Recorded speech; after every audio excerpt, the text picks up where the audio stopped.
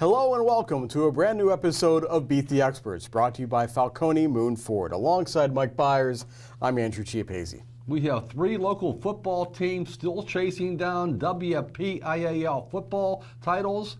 AJ, Riverside plays in the semifinals in 2A Friday, but on Saturday at 11 o'clock at Heinz Field. A great game. Number 1 seed Aliquippa, number 2 seed Quaker Valley. Let's break down those games, AJ. Let's start with some football for breakfast on Saturday morning with Aliquippa and Quaker Valley. Aliquippa, as everyone knows, is in the WPIAL championship game for the 10th year in a row, the longest streak ever in WPIAL history. It's an incredible achievement for Aliquippa just to get back to the championship game. And this is a special moment for Quaker Valley because it's the first time that they have ever reached the WPIAL championship game. So there's a lot at stake in terms of pride and program history for these two schools on Saturday. And I expect it to be a good game, much like the first meeting was, a 22-7 Aliquippa win. And there's one thing that I keep going back to, Mike, from that game, and that is the fact that Ricky Gus had 3 interceptions, despite Quaker Valley actually outgaining Aliquippa on offense in that game. Those 3 interceptions, a couple dropped passes, Quaker Valley wasn't quite in sync. I do not expect that to happen this time around. Aliquippa is a fantastic team. Their injuries have me a little concerned, and sometimes there just seems to be a team that is maybe a team of destiny, and Quaker Valley seems to fit that bill. I'm going to go with Quaker Valley in a mild upset to win this one. Either team really could win this game in my mind, but I'm going to pick Quaker Valley. Yeah, AJ, I agree with you. This should be a fantastic football game. It could go either way. It's a pick'em game. In the 4 final games being played on Saturday at Heinz Field, 3 of them involve a number 1 seed and number 2 seed, obviously, Quips and Quaker Valley. I still like the Quips in this game. I am really a big fan of Quaker Valley this year. I've seen them play several times. The Quips do have some injuries. Quarterback Eli Kasanovich is out. Will Gibson's now the quarterback. And when the Quips beat Beaver 14-7 a couple nights ago, Avante McKenzie, their running back, missed the game, most of the game with a shoulder injury. I am told he will be back Saturday.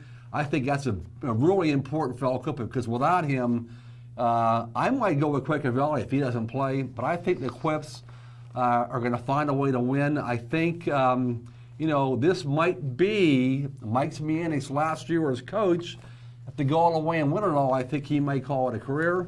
I am going to pick the Quips in this game in a very good, close football game. Should be a lot of fun kicking things off on Saturday. Meanwhile, we have a game on Friday night as well, and that's Riverside against Steel Valley in the Class 2A semifinal.